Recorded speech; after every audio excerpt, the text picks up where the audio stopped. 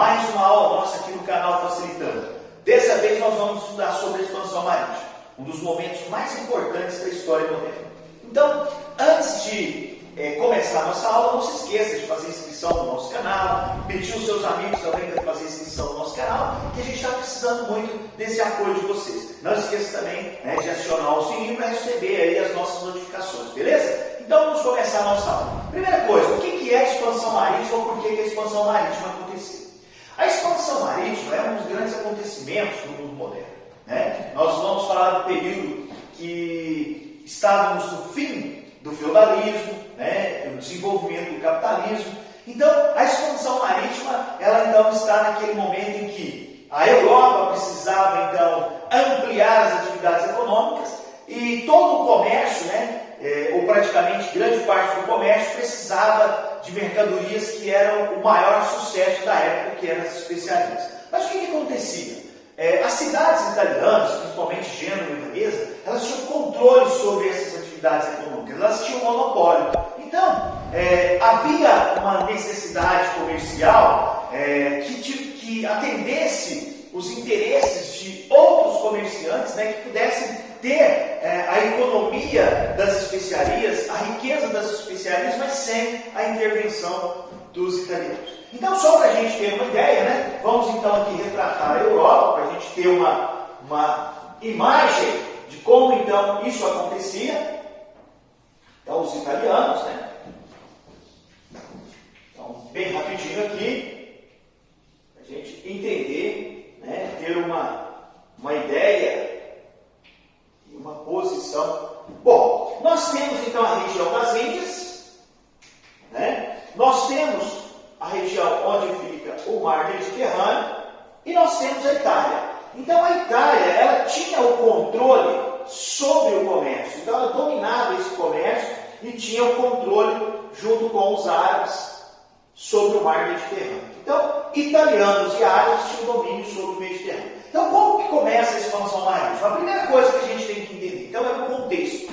A Europa estava em desenvolvimento comercial, estava desenvolvendo as atividades econômicas de comércio. Um período em que o feudalismo se encontrava em decadência, cidades estavam em revolução, mas as principais mercadorias, os principais produtos eram as especiarias. E os comerciantes e as cidades que vendiam dependiam então da Itália, que tinha o domínio sobre o Mediterrâneo. Além dos italianos, além dos árabes, também o quê? Havia também a presença dos turcos. Então, isso dificultava que outros territórios da Europa tivessem acesso às mercadorias, às especiarias das Índias.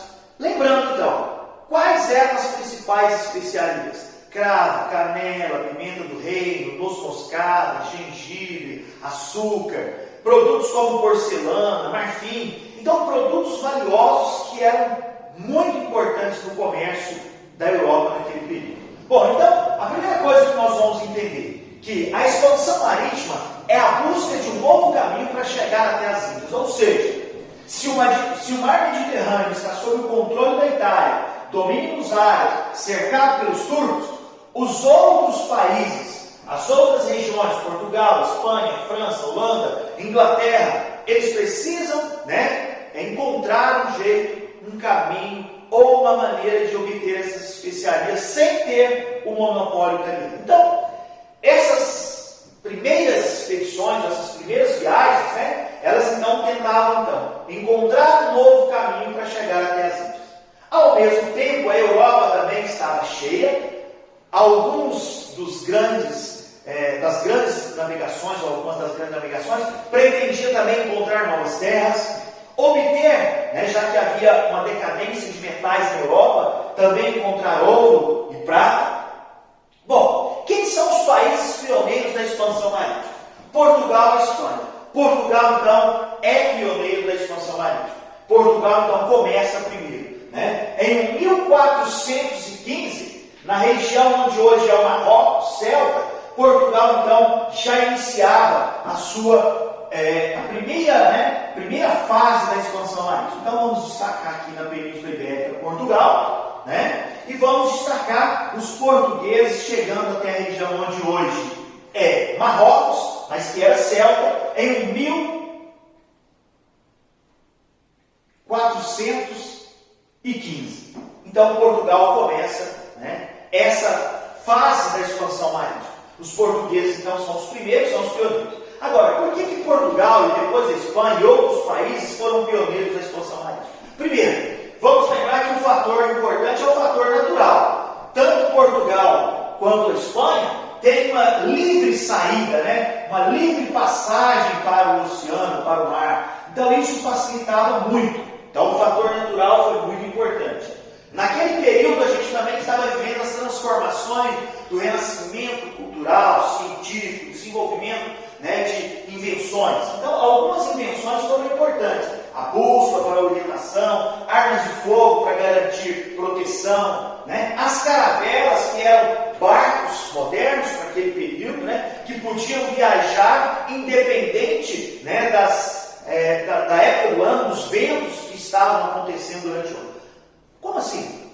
A gente sabe que as primeiras navegações dos barcos, antes das caravelas, dependiam dos ventos, como as caravelas também. A diferença é que aqueles outros barcos, quando os ventos sopravam para um lado, e durante o ano os ventos têm sentidos diferentes. Então, dependendo da época do ano, os ventos sopravam para o leste, mas você queria ir para o oeste, então aqueles ventos não eram favoráveis. As caravelas, elas têm uma vantagem. As caravelas, elas são, né, com formato assim, de várias velas, e elas podem, por exemplo, viajar em qualquer sentido, mas sempre o quê? Em zigue-zague. Isso a gente vai perceber, por exemplo, que os portugueses, né, vão, né, fazer viagens aqui pela costa africana, porque o objetivo deles era chegar nas Índias, então aí a gente vai já explicar essa questão, né? Então, as caravelas é uma das grandes invenções, pelo fato de que elas não dependiam, né, de ventos específicos, elas, né, podiam viajar em qualquer situação, porque elas podiam então aproveitar qualquer vento e viajar em zigue-zague em qualquer sentido. Bom, outro fator importante, o fator político.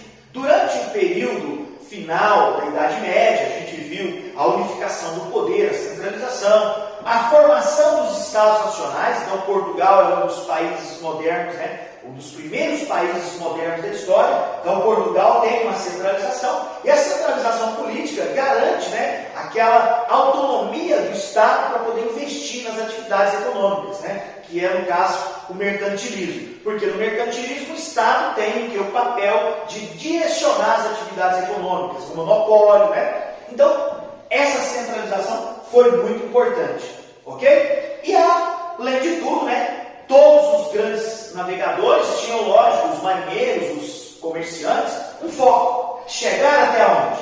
Até as Índias, acessar um novo caminho para chegar até as Índias.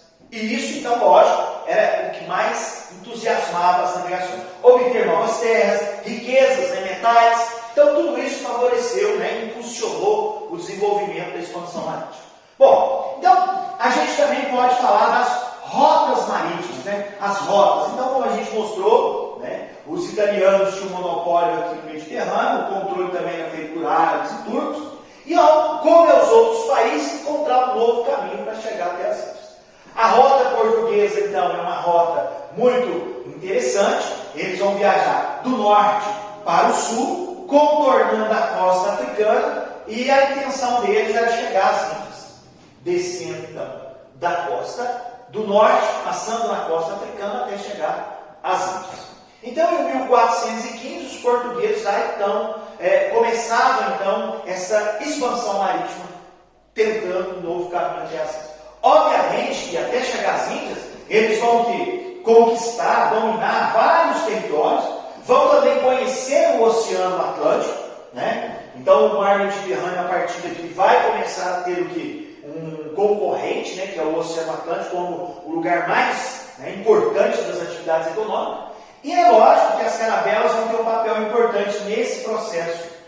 Bom, ao longo desse período, os portugueses vão fundar feitorias, vão fazer cultivo de cana, desenvolvimento da atividade da pimenta, o desenvolvimento das atividades de exploração da mão de obra africana, que é a escravidão. Então, até chegar às Índias, né, eles vão então ter um imenso leque de atividades aqui na costa africana. Ok? Outra rota importante foi a rota espanhola. E aí, para a gente falar da rota espanhola, a gente vai falar de Cristóvão Colombo, um navegador italiano, genovês, que tentou apoio português, tentou apoio italiano, mas só conseguiu mesmo o apoio da Espanha. Então, ele vai comandar 3 naus, né? E ele vai, então, conseguir o apoio, né, das famílias que estavam unificando a Espanha, Aragão e Castela, né? Isabel e Ferdão. Eles, então, apoiaram a viagem do Cristóvão Colombo, que tinha, né, um propósito, ele tinha uma ideia de como ele alcançaria as Índias. Essa ideia, então, é inovadora, baseada nesses conhecimentos do Renascimento, né? A Terra como um formato esférico. Então, ele acreditava que ele poderia, então, chegar até as Índias, dando a volta ao redor do mundo. O interessante é a gente lembrar que, para o período, né, para o século XV, esse mundo, ele era apenas essas regiões do planeta que eram conhecidas, da Europa, da Ásia e da África. Então, dar a volta ao redor do mundo para ele era fazer isso. Então, o que Cristóvão Colombo propõe? Uma viagem de leste para o oeste, dando a volta ao redor do mundo. Mas ele imaginava que isso seria assim. Ao contrário, foi assim, né? Ele saiu de leste para o oeste. E o que a gente vai ter nesse processo é a chegada, né, ao novo mundo. Então, o resultado dessas viagens, né, essa viagem do Cristóvão Colombo, é a conquista do novo mundo. Porque ele vai chegar aqui na região da República Dominicana, nas Antilhas, viajando de leste para o oeste, como ele, né, tinha prometido, como ele tinha apresentado a proposta de viagem. Só que ao invés de fazer isso aqui, ele estava fazendo isso aqui. Ele chegou até a região da América Central e imaginou que tinha chegado até as Índias. Então, isso ele consegue em 1492. Em 1492, Cristóvão Colombo, ele alcança as regiões aqui da América Central, pensando que já tinha dado a volta ao redor do mundo e tinha chegado até as Índias. Bom, pessoal, então a gente percebe que portugueses e espanhóis, em comum, eles fazem viagens pelo Oceano Atlântico. O Cristóvão Colombo insiste, né, volta até a Espanha, anuncia que chegou até as Índias, né, leva algumas provas, algumas, né, informações, alguns materiais, né, humanos, materiais, leva animais, leva minerais, né, para comprovar que ele tinha chegado às Índias. Mas, na verdade, ele tinha chegado na América Central. E depois, lógico, né, isso vai sendo compreendido por outros navegadores que não se tratava das Índias, mas se tratava de um novo mundo. É o que foi feito por Américo Vespúcio, quem, né, determinou, quem, né, resolveu essa questão de que isso não se tratava das Índias, mas sim de um novo mundo. Bom, se em 1492 os espanhóis iniciavam, né, Portugal já estava há muito mais tempo fazendo essas navegações, né, e Portugal só tinha alcançado, por exemplo, a ponta da África do Sul em 1488. Então, era o ponto mais longo que Portugal tinha alcançado. E já então, em 1492, a Espanha anuncia que tinha chegado às Índias. Obviamente, os portugueses não entendiam dessa forma, porque eles conheciam muito essa região e eles sabiam que não se tratava das Índias, mas de uma outra terra. Que eles, né, pelo fato de viajarem pela costa africana, mas usarem as caravelas e viajarem de zigue-zague, já teriam o quê? Visto, alcançado, chegado até essas regiões do outro lado, né, da costa africana. E agora estranharam muito, né, essa ideia, né, de que esses espanhóis tinham chegado até as Índias. Por isso, a gente vai perceber que durante esse período a gente tem disputas entre Portugal e Espanha. Começa a ter, então, aqueles primeiros confrontos entre Portugal e Espanha. E um dos primeiros momentos aí é importante a participação de um padre, né, de um bispo, de um papa, né, que tentou resolver essas disputas. Então, para esclarecer bem, Portugal começa a sua expansão marítima. A rota, então, é de norte para o sul, contornando a costa da África. Viajando em caravelas, muitas das vezes eles se afastavam da costa. Então, com certeza, os portugueses já tinham um mapeamento grande do Oceano Atlântico. e sabiam muito bem da existência dessas terras. Não havia então o que? Mencionado, porque o interesse era chegar nas Índias. Em 1488 eles já tinham alcançado a ponta, né? Bartolomeu Dias já tinha chegado à ponta da África do Sul, onde ele batizou de Cabo das Tormentas, mas depois foi batizado de Cabo da Boa Esperança. Em 1492, né, sob o comando de Cristóvão Colombo, os espanhóis credenciaram ele a uma viagem que ele, né, dizia dar a volta ao redor do mundo para chegar até as Índias. Então os espanhóis estavam interessados, né, e apostaram então nessa ideia do Cristóvão Colombo. A ideia dele era essa aqui, né?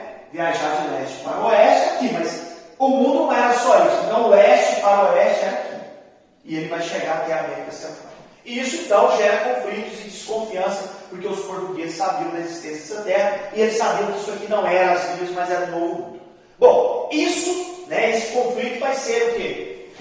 Um Papa vai tentar resolver essa questão. Então, existe uma ilha chamada Cabo Verde e o Papa vai, então, indicar um acordo entre os portugueses e os espanhóis. Se chama Bula Interpanteira. Então, o que a Bula Interpanteira é? Um documento que o Papa estava fazendo para não deixar que dois reinos católicos importantes que apoiavam a igreja entrassem em conflito. Então, ele queria, então, que de Cabo Verde até 100 léguas fosse de Portugal e o restante seria da Espanha. Ou seja, as terras e os territórios que ficassem além de 100 léguas de Cabo Verde seriam da Espanha. Obviamente que os portugueses, por conhecer e por já saber da existência desse território, não aceitaram. Então Portugal vai exigir uma outra divisão que vai então garantir aos portugueses o acesso a esses territórios, que é o Tratado de Tordesilhas, que ao invés de 100 léguas, vai ter 370 léguas. Lembrando que esses acordos, esses tratados, né, em 1493 e 1494. Então aqui nós temos o Tratado de Tordesilhas. O Tratado de Tordesilhas, então, ao invés de 100 léguas, que ia, né, de Cabo Verde até o meio do Oceano Atlântico, na verdade 370 léguas, que garantiria o quê? Um espaço territorial maior e que garantiria acesso até essas novas terras que eram o novo mundo, que ainda não tinha sido explorado. Então, dois acordos por causa de conflitos entre os portugueses e os espanhóis. O primeiro acordo, a Bula Interpanteira, que foi uma tentativa do Papa de não deixar esses dois reinos entrar em conflito por disputas territoriais na expansão. A primeira tentativa, a Bula Interpanteira, então determinava 100 léguas de Cabo Verde, né, para Portugal. De Cabo Verde até 100 léguas para Portugal, o restante da Espanha. Os portugueses não aceitaram. A evidência deles é que os territórios, ou a certeza de que havia territórios aqui. Isso é muito fácil para a gente interpretar. Portugueses já eram acostumados a viajar nessa costa, né, afastar dela. Então eles conheciam essas regiões com certeza. E eles não aceitaram a Bula Interpanteira. Então, o resultado foi um novo acordo chamado Tratado de Tordesilhas. Esse Tratado de Tordesilhas foi feito entre Portugal e Espanha, entre os dois. Então, os outros países ficaram fora. Então, pelo Tratado de Tordesilhas, esse território seria de Portugal e esse território para cá, tudo seria da Espanha. Obviamente que eles não tinham essa ideia, né, física, visual de como era esse novo mundo. Mas, com 370 léguas, Portugal sabia que garantia acesso a essas terras que ficavam mais para o oeste. Ok? Então, de Cabo Verde até 370 léguas, que abrange essa parte, onde é o Brasil, seria de Portugal e o restante da Espanha. Ok? Outro aspecto importante das navegações, o medo das viagens. As viagens eram viagens perigosas, né? Viagens que não eram tão fáceis de serem realizadas, era um mundo desconhecido, né? Podemos, então, mencionar, por exemplo, um poema, né, que fala sobre essa questão, né, do desconhecido, né? Então Fernando Pessoa fala muito bem: ó mar salgado, o quanto do teu sal são lágrimas de Portugal, por ti, quantas mães, quantas noivas ficaram chorando, né? Ou seja, uma parte desse sal do mar são as lágrimas das mães, das noivas que ficaram esperando os noivos. Ou seja, essas viagens eram umas viagens muito difíceis. Então era medo de monstros marinhos, então eles tinham medo de monstros, sereias, né? Eles tinham medo de que se a terra era redonda eles estavam descendo, não iam conseguir subir, né? Eles tinham medo, né, de figuras lendárias. Então eram coisas absurdas, mas que eram perigosas, que eram desconhecidas e que isso atrapalhava, né? Mas a vontade de enriquecer era maior. Outros problemas também estão relacionados à alimentação, né? Falta de frutas durante as viagens. Então causava, por exemplo, uma doença muito forte, que é o escorbuto, né? Inchaço, perda dos dentes, então muitas pessoas morriam. Também ataques de baleias ou viagens em áreas do mar raso, com ilhas, e tudo isso em tempestades, tudo isso causava medo e dificultava as grandes viagens. Mas que Portugal e Espanha conseguiram superar e foram importantes nesse processo de conquistar o Novo Mundo, além de chegar até as ilhas. Por quê? Em 1498, os portugueses finalmente vão, chegar até as ilhas com um navegador chamado Vasco da Gama. Em 1498, então, Portugal chega até as ilhas, cumprindo a finalização dessa rota que Portugal iniciou. Os espanhóis vão dar início então, à ocupação da América Central, depois outros territórios da América. Os portugueses em 1500, e aí a gente vai comprovar que Portugal sabia da existência dessas terras, quando em 1500 manda, um navegador comandando aqui uma viagem, chega até o Brasil em 1500, que é Pedro Álvares Cabral, faz todo o processo aqui, não inicia a colonização, reza a missa, conhece, descreve, Pedro Vaz de Caminha descreve como são as coisas, o navio retorna a Portugal. Se o navio retornou, como eles iam chegar aqui se não conhecessem a rota, se não tivessem um mapa, Então chegaram muito bem, o navio voltou, e daqui o Pedro Álvares Cabral foi também até as ilhas. E depois ele retornou para Portugal. Então isso mostra que os portugueses tinham um grande conhecimento desse Oceano Atlântico e já tinham um mapa praticamente completo dessas áreas, dessas regiões, desses espaços, correntes marítimas para navegar. Então, essa é a nossa aula sobre a expansão marítima,